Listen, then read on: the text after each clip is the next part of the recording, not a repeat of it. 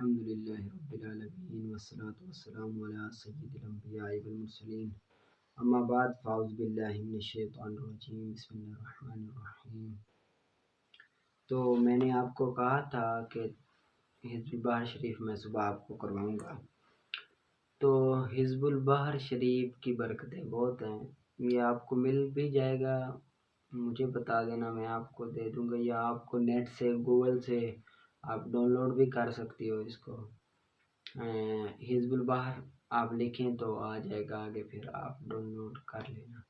صحیح ہے نا۔ تو اس کی برکتیں بہت ساری ہیں، یہ جس کام کے لیے جس کے لیے بھی پڑھا جائے اس کے لیے بہترین ہے۔ تھوڑا تھوڑا کر کے میں آپ کو یاد کراتا ہوں، آپ نکال لیں، صحیح ہے۔ بلکہ اس طرح کریں کہ آپ کل لے آنا نکال کے، یا جس طرح بھی ہو، موبائل پہ ڈاؤن لوڈ کر لینا یا جس طرح بھی، تو پھر میں آپ کو کل سے شروع کراؤں گا۔ باقی تحسین الوصول آپ لے آئے ہوں گے، تو یہ میرے پاس ہے تحسین الوصول،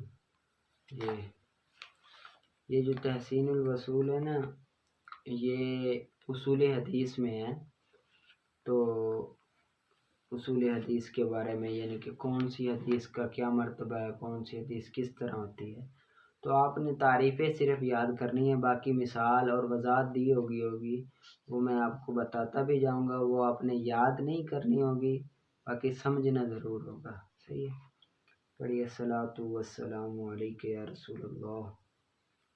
وعلی آلک واصحابک یا خاتم النبیین وعلی آلک واصحابک یا خاتم المعصومین۔ اللہم افتح علینا حکمتک وانشر علینا رحمتک یا ذا الجلال والاکرام۔ اللہم رب یسر ولا تعسر وتمم بالخیر وبک نستعین۔ اللہم رب یسر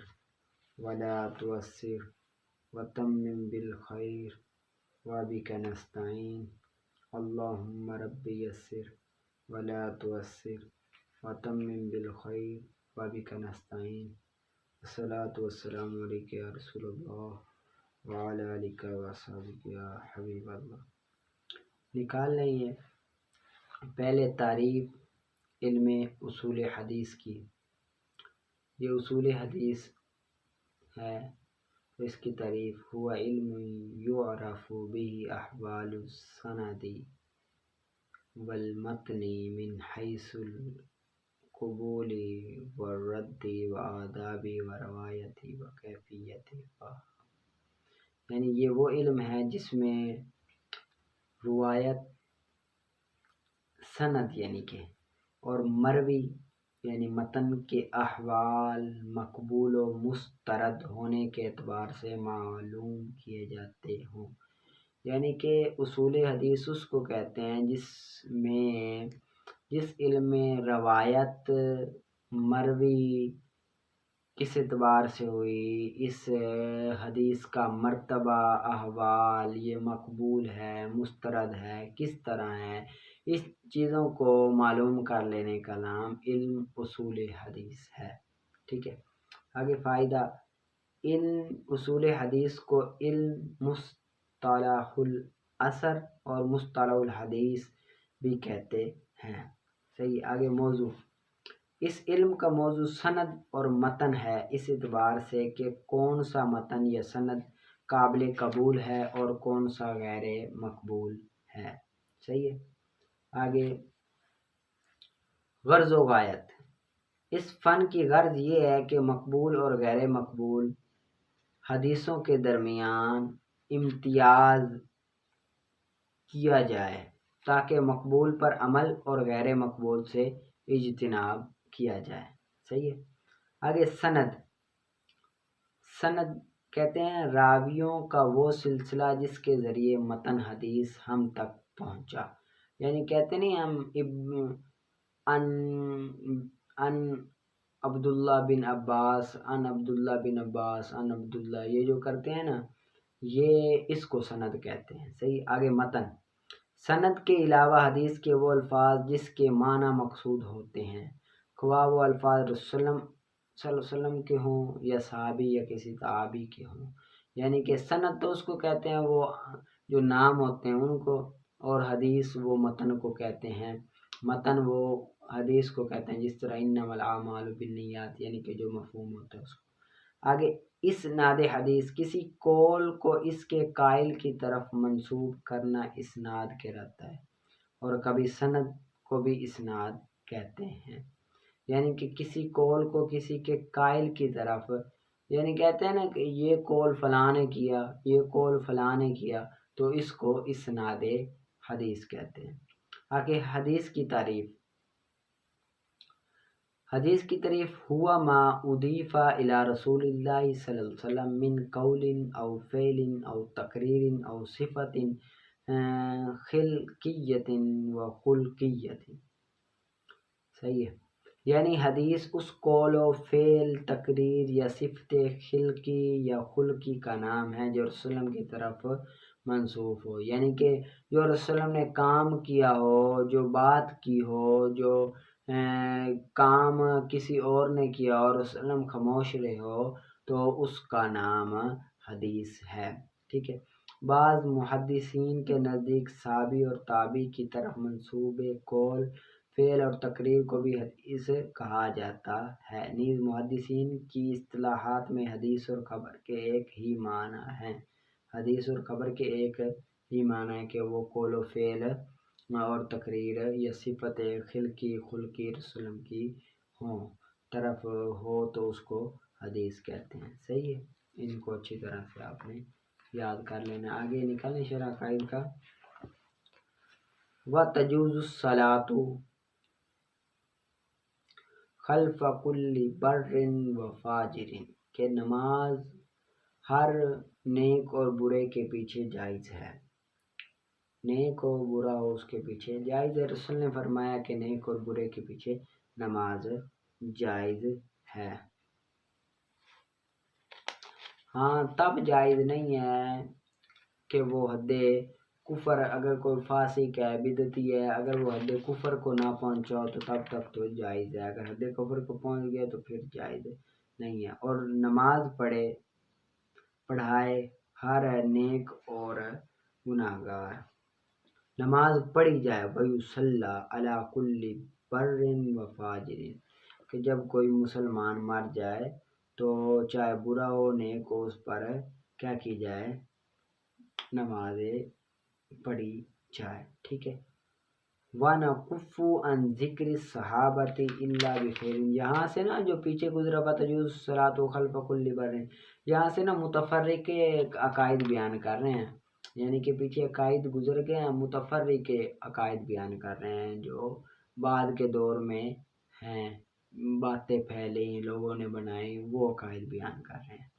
آگے وَنَكُفُّ عَنْ ذِكْرِ الصَّحَابَةِ إِلَّا بِخَيْرٍ،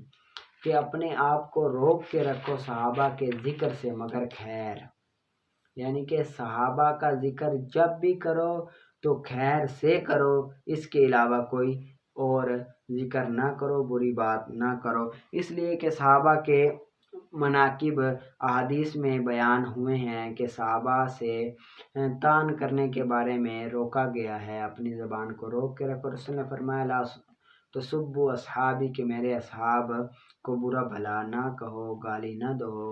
کیوں فلو ان احدکم ان انفق مثل احد ذهبا، اگر کوئی ایک شخص احد پہاڑ کی مثل سونا بھی رب تعالیٰ کی راہ میں خرچ کرے تو وہ صحابہ کرام کے مرتبے میں ایک مد کے برابر بھی نہیں ہو سکتا، نہ اس کے نصف کے مطابق بھی خرچ کرنے کے، صدقہ کرنے کا ثواب نہیں کما سکتا۔ اور صحابہ کرام بہت بلند والے ہیں، رسول نے فرمایا اللہ اللہ فی اصحابی لا تتخذوہم غرضا من بعدی، کہ میرے اصحاب سے ڈرو،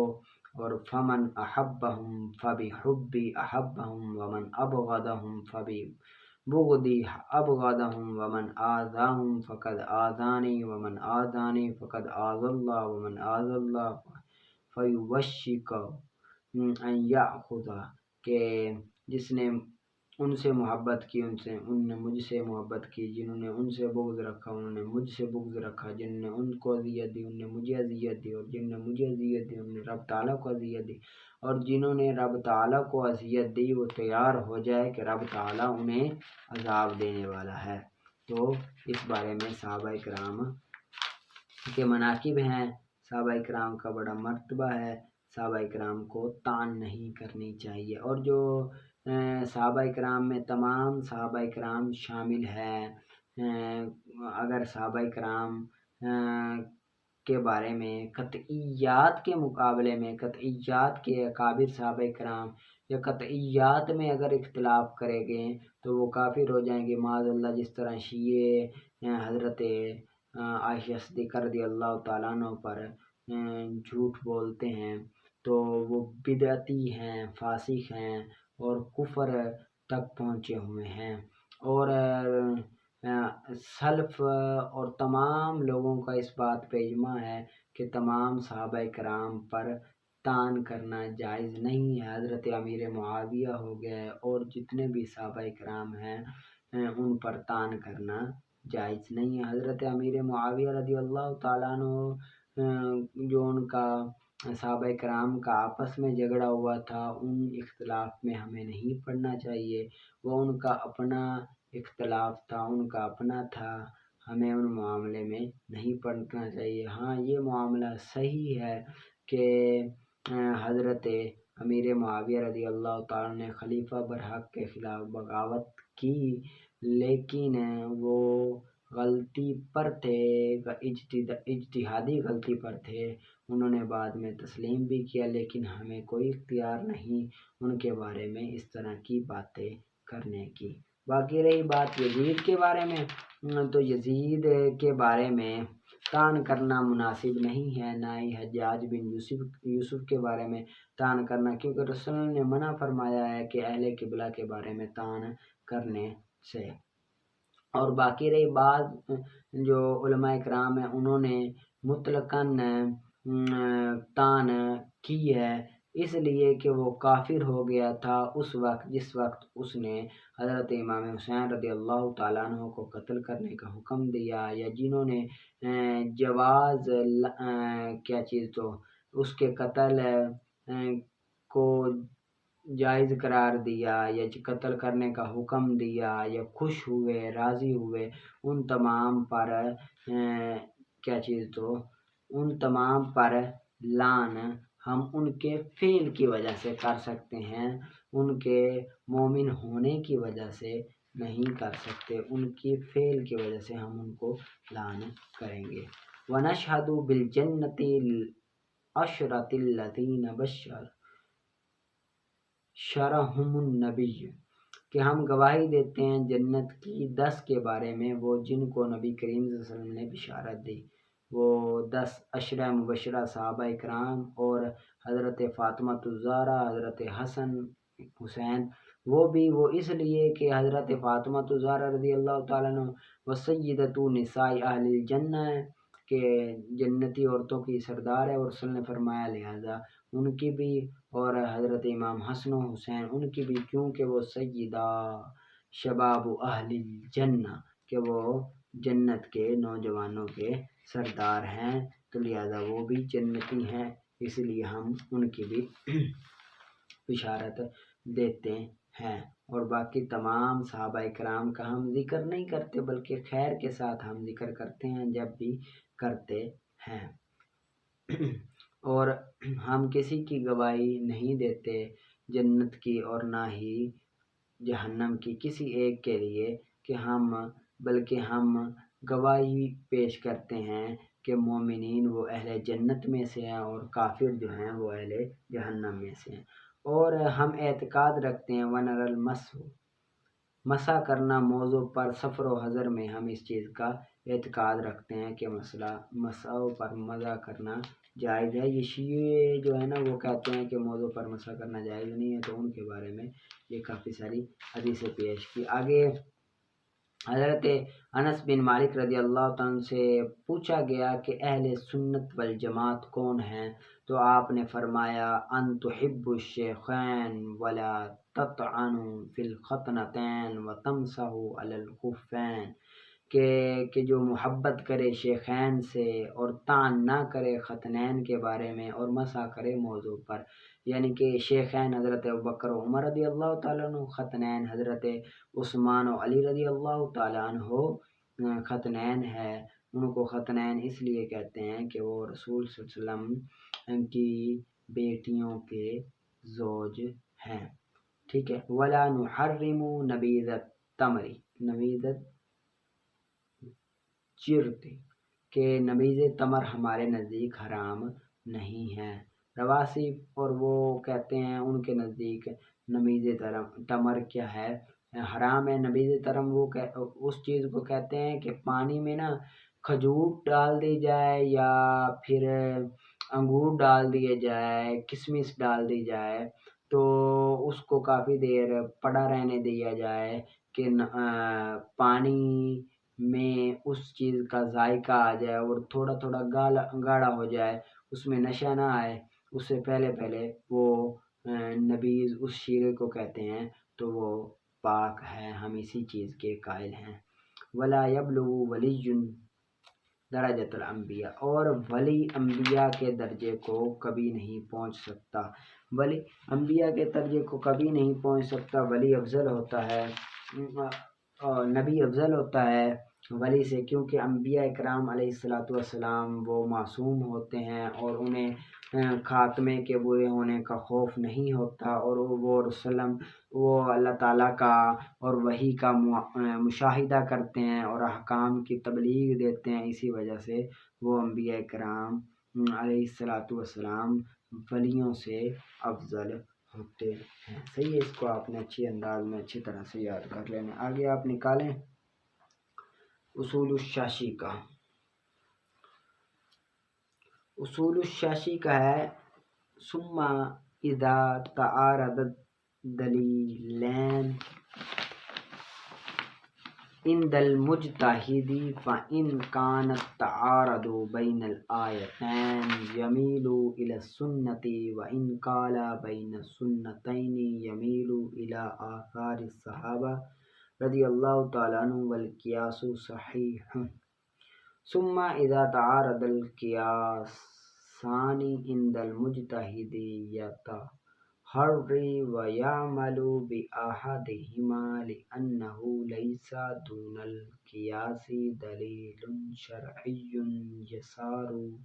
يسار إليه،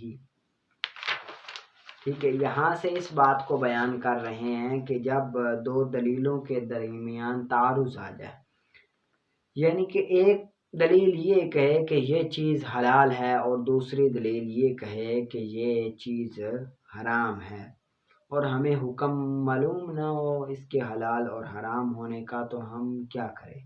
تو کہتے ہیں کہ ہم دیکھیں گے کہ دو آیتوں کے درمیان اگر تعارض آیا ہے،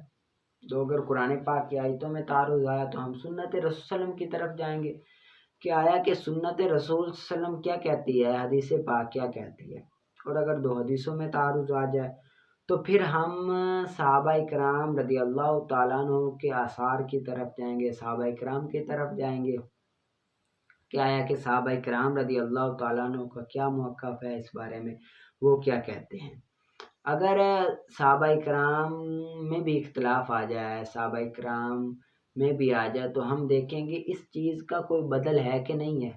اس چیز کا کوئی بدل ہے کہ نہیں۔ اگر اس چیز کا کوئی بدل ہو تو ہم اس کی طرف چلے جائیں گے، اگر اس چیز کا کوئی بدل نہیں ہے تو ہم قیاس کریں گے۔ اب بدل کا نچلا جو درجہ ہے نا، سب سے نچلا درجہ قیاس کرنا، تو ہم قیاس کریں گے، کیا کریں گے؟ قیاس کریں گے۔ اب اگر قیاس میں بھی آ گیا ہے تضاد، تعارض آ گیا ہے، تو ہمارا ذہن جس طرف مطمئن ہو جائے اس پر ہم عمل کریں گے، ہمارا ذہن جس طرف مطمئن ہو گیا اسی طرح ہم عمل کریں گے۔ پھر جب تعارض آ جائے دو دلیلوں کے درمیان مجتہد کے پاس، پس اگر تعارض آ جائے دو آیتوں کے درمیان، تو ہم جائیں گے سنت کی طرف، اور اگر دو سنتوں کے درمیان آ جائے تو ہم جائیں گے آثار صحابہ کی طرف جائیں گے، میلان کریں گے، جائیں گے آثار صحابہ کی طرف۔ پھر قیاس صحیح کی طرف جائیں گے، قیاس صحیح یعنی کہ کوئی بدل موجود ہوگا، صحیح ہے، قیاس کریں گے۔ پھر جب تعارض آ جائے دو قیاسوں کے درمیان مجتہد کے پاس تو تحری کریں گے، غور و فکر کریں گے اور عمل کریں گے دونوں میں سے کسی ایک پر ہم کیا کریں گے؟ عمل کریں گے، صحیح ہے۔ لِأَنَّهُ لَيْسَ دُونَ الْقِيَاسِ دَلِيلٌ شَرْعِيٌّ يُسَارُ إِلَيْهِ، کیونکہ قیاس سے نیچے کوئی دلیل شرعی ہے ہی نہیں، یسارو الیہ جس کی طرف ہم جائیں۔ قیاس کے علاوہ کوئی دلیل شرعی نہیں ہے، قیاس کے نیچے کوئی دلیل شرعی نہیں ہے جس کی طرف ہم جائیں گے، اسی وجہ سے قیاس پر ہی ہم عمل کر لیں گے۔ آخری صورت قیاس ہی ہے، اگر بدل بھی نہیں ملتا تو پھر ہم قیاس کی طرف جائیں گے۔ وعلى هذا قلنا إذا كان مع المسافر إناءان طاهر ونجس لا يتحري بينهما بل يتيمم ولو كان معه ثوبان طاهر ونجس يتحري بينهما لأن للماء بدلا وهو التراب وليس للثوب بدل يسار إليه۔ اب یہاں سے مثال دیتے ہیں، اسی پر ہم کہتے ہیں کہ جب ایک مسافر ہے، اس کے پاس دو برتن ہیں، ایک برتن میں ناپاک پانی ہے، ایک میں پاک پانی ہے۔ اب اس نے وضو کرنا ہے۔ اب دیکھو بھائی وضو کا بدل ہے کہ نہیں ہے؟ وضو اب ایک ہے حلال، ایک ہے حرام۔ اب ہم دیکھیں گے قرآن پاک میں دلیل ہے نہیں ہے، سنت میں ہے پتہ چل سکے کہ کون سا حلال ہے کون سا حرام نہیں ہے، آثار صحابہ میں بھی نہیں ہے، تو ہم دیکھیں گے کہ اس کا کوئی بدل بھی ہے کہ نہیں ہے۔ بھئی آیا وضو کرنا ہے، یہ حلال ہے یہ حرام ہے، اس کو کوئی بدل ہو اس پر عمل کر لیں، تو بدل تو ہے تیمم ہے، تو لہذا تیمم کر لیں گے، بدل پر عمل کریں گے، اس کی طرف نہیں جائیں گے، حلال و حرام کو چھوڑ دیں گے، لہذا بدل پر عمل کرتے ہوئے ہم تیمم کر لیں گے، صحیح ہے۔ آگے اسی طرح ہمارے پاس دو کپڑے ہیں، ایک کپڑا پاک ہے ایک ناپاک ہے، اب ایک حلال ہے ایک حرام ہے، قرآن پاک میں نہیں ہے، سنت میں نہیں ہے، آثار صحابہ میں نہیں ہے، بدل ہے اس کا کہ آیا کہ یہ کپڑے ایک کا پاک ہے ایک ناپاک ہے، کہ کپڑوں کی جگہ اور کوئی چیز پہن لی جائے، بدل ہے نہیں، بدل بھی نہیں ہے، تو پھر ہم کیا کریں گے؟ تحری کریں گے، قیاس کریں گے کہ آیا کہ یہ پاک ہے یہ پاک ہے، کون سا پاک ہے، تو غور و فکر کریں گے، جس پہ ذہن آ گیا اسی پہ ہم مطمئن ہو کے وہی پہن لیں گے اور اسی سے نماز پڑھ لیں گے، کیونکہ قیاس سے نیچے کوئی ہے نہیں جس پر ہم عمل کریں، صحیح ہے۔ اور اسی پر ہم کہتے ہیں اذا کان مع المسافری کہ جب ہوں دو برتن، ایک پاک ہو ایک ناپاک ہو تو نہیں تحری کریں گے ان دونوں کے درمیان بلکہ تیمم کریں گے، کیونکہ بدل ہے تیمم، ٹھیک ہے۔ اور اگر ہو مسافر کے پاس دو کپڑے، ایک پاک ایک ناپاک، تو تحری کرے گا ان کے درمیان، کیونکہ پانی کے لیے تو بدل ہے اور وہ مٹی ہے، پانی کے لیے بدل ہے مٹی اور نہیں ہے کپڑے کے لیے بدل، تو جائیں گے اسی کی طرف، کپڑے کی طرف، کیونکہ اس کے لیے کوئی بدل نہیں ہے، لہذا اس سے نیچے کوئی چیز ہے ہی نہیں، صحیح ہے، پر اسی پر ہی عمل کریں گے۔ پس ثابت ہو گیا بہذا ان العمل بالرأی انما یکون عند انعدام دلیل سواہ شرعا، ٹھیک ہے۔ اس سے یہ بات ثابت ہو گئی کہ عمل بالرأی صرف ہوتی ہے ایسی دلیل جو اس کے علاوہ ایسی دلیل شرعیہ ہے کہ اس کے نیچے کوئی دلیل شرعی نہیں، کہ عمل بالرائے صرف ہے ایسی دلیل شرعی کہ اس کے علاوہ کوئی اور دلیل شرعی نہیں، اس کے نیچے کوئی اور دلیل، کہ عمل بالرائے وہاں پر ہوگا جہاں پر اس کے علاوہ کوئی اور دلیل شرعی نہ ہو۔ صحیح ہے، عمل بالرائے وہاں صرف ہوگا ایسی دلیل ہوگی کہ اس کے علاوہ کوئی اور دلیل شرعی نہ ہو۔ صحیح ہے، ثم اذا تحرى و تاکید، یہاں سے ایک قاعدہ بیان کر رہے ہیں، اگر ایک کام ہم نے کر لیا ہے غور و فکر کے ساتھ، تو اب غور و فکر کے ساتھ ایک کام کر لیا، تو اب دوبارہ ہم غور و فکر کریں تو پہلے والے کام سے ہم ہٹ نہ جائیں گے۔ مثلا ہم نے ظہر کی نماز پڑھی، غور و فکر کر کے کپڑوں میں سے کہ یہ کپڑا پاک ہے، یہ کپڑا پاک، غور و فکر کر کے ایک سے ظہر کی نماز پڑھ لی۔ اب عصر کے ٹائم ہمیں غور و فکر کرنے کی ضرورت نہیں ہے، چاہے ہمارے ذہن میں آ رہا ہے کہ یہ جو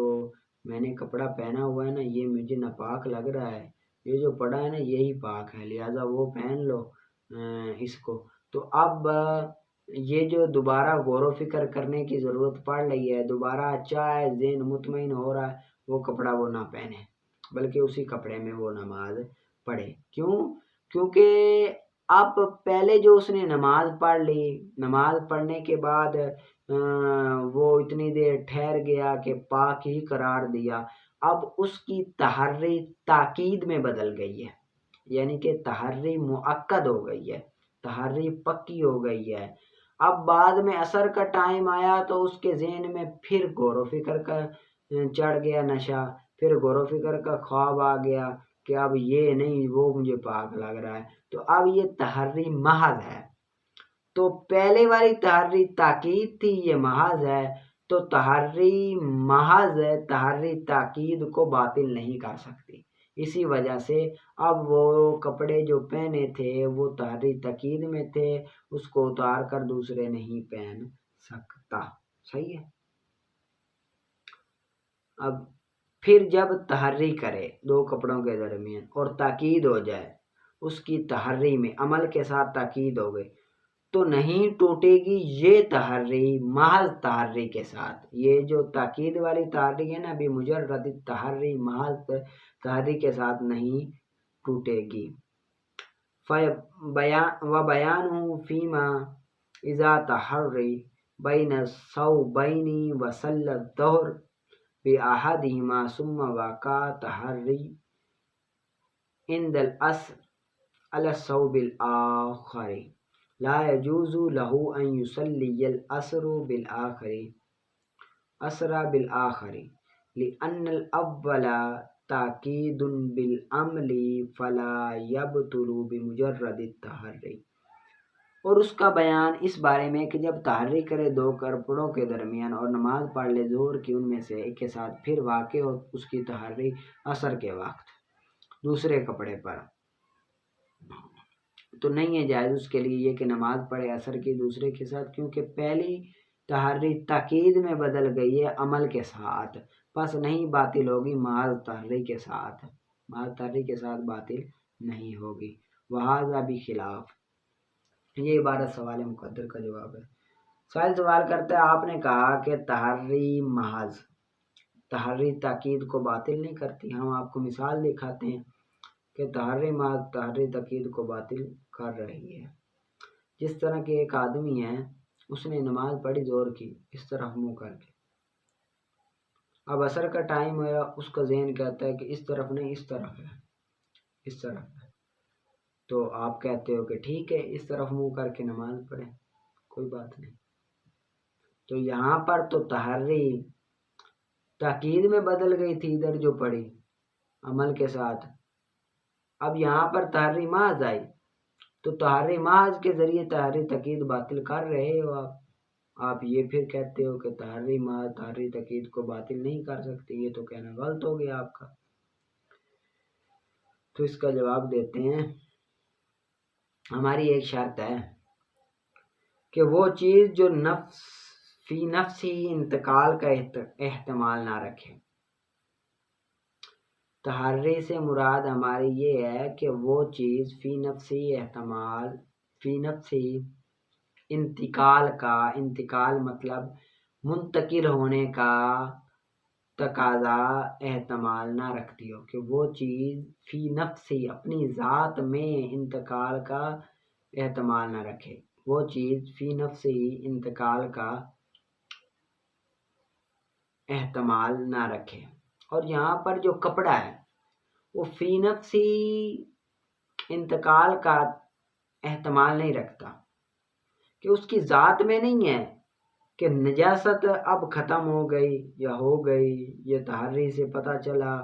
وہ والا یہ والا، تو فی نفسی منتقل نہیں ہو سکتی۔ اور جو قبلہ ہے قبلہ وہ فی نفسی منتقل ہو سکتا ہے، کہ وہ ذہن کے اعتبار سے ہے، ادھر نہیں تو ہو سکتا ہے منتقل ہو گیا، ادھر ہو گیا ہو، چلتا چلتا ہو گیا ہو، یا وہیں پر ہی ہو کہ وہ منتقل ہو گیا ہو، وہ فی نفسی منتقل ہونے کا اعتماد رکھتا ہے، لیکن نجاست نہیں رکھتی۔ اسی وجہ سے وہاں پر تحری محاذ تحری تقید کو باطل نہیں کرتی، اور یہاں پر قبلے میں کر رہی ہے۔ صحیح ہے، ترجمہ کر دیتے ہیں۔ اور یہ بھی خلاف اس کے ہے کہ جب تحری کرے قبلے میں پھر تبدیل ہو جائے اس کی رائے، اور واقع ہو اس کا تحری کرنا دوسری جہت میں،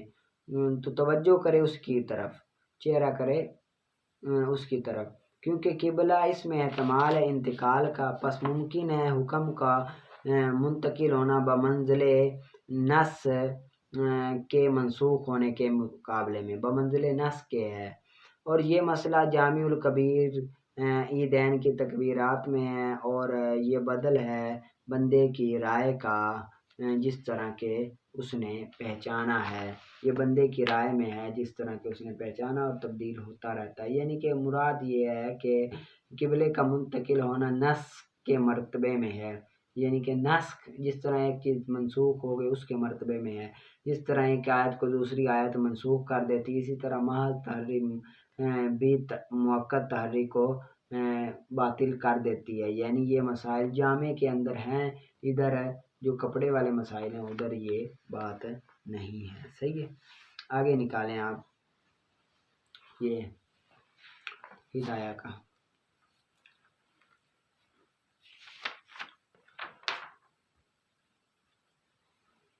فَإِلَّمْ يَجِدْ إِلَّا نَبِيذُ التَّمْرِ قَالَ ابو حنیفۃ يَتَوَضَّأُ بِهِ وَلَا يَتَيَمَّمُ لِحَدِيثِ لَيْلَةِ الْجِنِّ، پس اگر نہ پائے پانی مگر نبیذ تمر، یعنی کہ صرف نبیذ تمر ہو، پانی نہ ہو، تو امام صاحب فرماتے ہیں کہ وضو کرے اس کے ساتھ اور تیمم نہ کرے۔ دلیل لیلۃ الجن حدیث کی وجہ سے، یعنی کہ رسول صلی اللہ علیہ وسلم نے جس رات حضرت ابن عباس رضی اللہ تعالی عنہ کو آپ لے کر گئے تھے، حضرت لے کر گئے تھے جنوں کو تبلیغ کرنے کے لیے مکہ سے باہر، تو آپ نے ان کو ادھر ہی کھڑا کر دیا اور جنوں کو تبلیغ دی۔ جب واپس آئے تو آپ نے فرمایا وضو کرنے کے لیے پانی، تو حضرت ابن عباس رضی اللہ عنہ نے فرمایا کہ پانی تو نہیں ہے مگر نبیذ تمر ہے، تو رسول نے فرمایا لاؤ اس سے وضو کرتے ہو، یہ بھی پاک ہے، تو آپ نے اس سے وضو کیا۔ لہذا اس سے یہ بات ثابت ہوتی ہے کہ وضو اس سے کرنا جائز ہے۔ یتوضأ بہ حین لم یجد الماء، وضو کیا اس کے ساتھ جب پانی نہیں پایا۔ امام ابو یوسف فرماتے ہیں تیمم کیا جائے گا اور وضو نہیں کیا جائے گا اس کے ساتھ، اور یہی روایت امام صاحب سے بھی ہے ایک، اور اسی کے ساتھ امام شافعی فرماتے ہیں، امام شافعی بھی یہی فرماتے ہیں۔ امام شافعی کی دلیل یہ ہے کہ عمل کرتے ہوئے آیات تیمم پر، کہ جب پانی نہ پاؤ تو پھر تیمم کرو، لہذا پانی نہیں ہے، یہ تو نبیذ تمر ہے تو لہذا تیمم کریں گے، یہ بات ہے۔ کیوں؟ لأنہا، آگے پھر اور دلیل دے، کیونکہ وہ اقویٰ ہے، تیمم کرنا کیا ہے؟ اقویٰ ہے اس سے، صحیح ہے. اور ہر وہ چیز جو اقوا ہو وہ راجع ہوتی ہے، لہذا تیمم کرنا جب اقوا ہے تو وہی کریں گے. صحیح ہے. یا وہ منسوخ ہو گئی ہے اس کے ساتھ، تیمم کی آیت کے ساتھ یہ جو حدیث ہے لیلۃ الجن والی، یہ حدیث منسوخ ہو گئی ہے آیت کے ساتھ. کیوں منسوخ ہو گئی؟ کیونکہ وہ مدنی ہے، آیت جو ہے وہ مدنی ہے، اور لیلۃ الجن والا جو واقعہ وہ مکی ہے، لہذا مکے میں پہلے تھا، واقعہ پہلے ہوا، تیمم والی آیت بعد میں آئی، تو تیمم والی آیت کے ساتھ یہ منسوخ ہو گیا. اسی وجہ سے تیمم ہی کریں گے، وضو نہیں کر سکتے. امام محمد فرماتے ہیں وضو کریں گے اس کے ساتھ اور تیمم بھی کریں گے. کیوں؟ کیونکہ حدیث میں اضطراب ہے. ٹھیک ہے، کیا ہے؟ اضطراب ہے کہ حاشیے میں ہے اس اعتبار کے ساتھ کہ ان بعض الاحادیث تدل علی ان ابن مسعود شاہدہ مع رسول اللہ صلی اللہ علیہ وسلم لیلۃ الجن، کہ دلالت کرتی ہے اس بات پر کہ ابن مسعود رضی اللہ عنہ نے گواہی دی رسول اللہ علیہ وسلم کے ساتھ، اور بعض روایتوں میں کہ دلالت کر رہی ہے اس بات پر کہ آپ نے نہیں آپ کے ساتھ گواہی دی. جب واقع ہو گئی اضطراب حدیث میں تو نہیں ہے یہ اس طرح، یعنی کہ بعد میں یہ ہے کہ رسول اللہ کے ساتھ گواہی دی، بعد میں یہ ہے کہ نہیں گواہی دی. تو جب اضطراب آ گیا تو پھر اس پر عمل کیا جائے گا، وضو بھی کیا جائے گا، اس کے ساتھ تیمم بھی کیا جائے گا. اور آگے وفی تاریخی جہالتن، کہ تاریخ میں تو جہالت ہے، لہذا وضو بھی کریں گے تیمم بھی کریں گے. بس واجب ہے، واجب الجمع احتیاطاً، واجب ہے جمع کرنا واجب ہے، تیمم وضو دونوں کریں گے. صحیح ہے. آگے قلنا سے امام صاحب کی دلیل کہتے ہیں، فرماتے ہیں کہ ہم کہتے ہیں کہ لیلۃ الجن ایک نہیں ہے بلکہ بہت ساری ہیں ایک نہیں ہے بلکہ بہت ساری ہیں، صرف ایک نہیں ہے. نیچے حاشیے میں 6 ہیں لیلۃ الجن، تو لہذا 6 ہیں، تو اسی وجہ سے یہ پس نہیں ہے نسخ کا دعویٰ کرنا، یہ آپ کا درست ہی نہیں ہے کہ آپ نے کہا کہ یہ منسوخ ہو گیا. یہ امام ابو یوسف کا کہا نا کہ وہ ایک ہے لہذا مدنی ہے، مکی ہے، اور حدیث کیا چیز تو آیت تیمم کی مکہ میں ہوئی، مدینہ میں آئی تھی، یہ مدنی ہے. تو انہوں نے جواب دیا یہ ایک نہیں ہے بلکہ بہت ساری ہیں، 6 ہیں. صحیح ہے. اسی وجہ سے آپ نے یہ جو دعویٰ کیا منسوخ ہو کا یہ ٹھیک نہیں ہے. اور حدیث مشہور ہے، صحابہ نے بھی عمل کیا ہے، علمت بھی صحابہ نے بھی عمل کیا ہے، تو لہٰذا آپ کا یہ کہنا یہ درست نہیں ہے. وَبِمِثْلِهِ يُزَادُ عَلَى الْكِتَابِ، اور اس کی مثل کے ساتھ تو کتاب پر بھی زیادتی جائز ہے. یعنی کہ اس طرح حدیث مشہور ہو، اس طرح کی حدیث ہو تو پھر کتاب اللہ پر زیادتی کرنا بھی جائز ہو جاتا ہے. پھر آپ نے یہ کہہ دیا کہ تیمم کرے گا وضو نہیں کرے گا، یہ جائز نہیں ہے. جب حدیث اس طرح کی ہے کہ کتاب پر زیادتی کرنا جائز ہے تو لہذا اس پر عمل کریں گے، وضو کریں گے، تیمم نہیں کریں گے. وَأَمَّا الاغتسال، باہر غسل کرنے کے بارے میں فقط قیل، تو کہا گیا ہے کہ جائز ہے اس کے ساتھ وضو کرنا، اعتبار کرتے ہوئے وضو پر. جب وضو جائز ہے تو غسل بھی جائز ہے. اور بعض کہتے ہیں کہ جائز نہیں ہے. کیوں؟ کیونکہ جو غسل ہے نا وہ وضو سے اوپر ہے، وضو سے بڑھ کر ہے، اسی وجہ سے جائز نہیں. وَالنَّبِيذُ الْمُخْتَلَفُ فِيهِ، نبیذ مختلف ہی ہے. نبیذ کے بارے میں جو مسئلہ ہے نا وہ مختلف ہی ہے، یہ کہ وہ میٹھا اور رقیق پتلا شربت ہے جو بہتا ہے اعضاء پر پانی کی طرح، اور جو اس سے زیادہ سخت ہو جائے یعنی کہ بہے نہ، سیلان نہ ہو، تو پھر وہ حرام ہے، وضو کرنا اس سے حرام ہے، اور نہیں ہے جائز وضو کرنا اس کے ساتھ. اور اگر نہ تبدیل ہو آگ، نہ تبدیل کرے اس کو آگ، اگر اس نبیذ کو آگ تبدیل نہ کرے جب تک میٹھا ہے پس وہ اختلاف پر ہے. آگ تبدیل نہ کرے، اس کو کڑوا نہ بنائے، میٹھا رہے، تو وہ اختلاف ہے، اسی طرح اختلاف ہے. اور اگر شدت اختیار کر جائے، سخت ہو جائے، تو امام صاحب کے نزدیک تو وضو کرنا اس سے جائز ہے، کیونکہ پینا حلال ہے ان کے نزدیک، تو وضو کرنا بھی جائز ہے. اور امام محمد فرماتے ہیں کہ وضو کرنا نہیں جائز ہے اس کے ساتھ، اس کے پینے کی حرمت کی وجہ سے، وہ کہتے ہیں کہ پینا حرام ہے، ہر وہ چیز وَكُلُّ مَا حَرَّمَ شَرِبَ وَلَا يُجْوِزُ، وہ کہتے ہیں کہ جس کا پینا حرام ہے اس کا وضو کرنا بھی حرام ہے، لہذا پینا اس کا حرام ہے، وہ فرماتے ہیں اسی وجہ سے وضو کرنا حرام ہے، اور نہیں ہے جائز وضو کرنا ما سوا نبیذ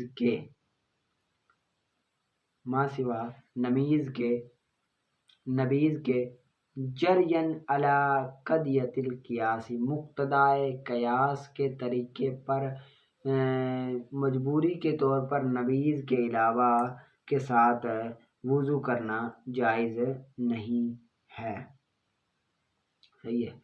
نبیذ کے علاوہ مقتضائے قیاس پر عمل کرتے ہوئے نبیذ تمر کے علاوہ دیگر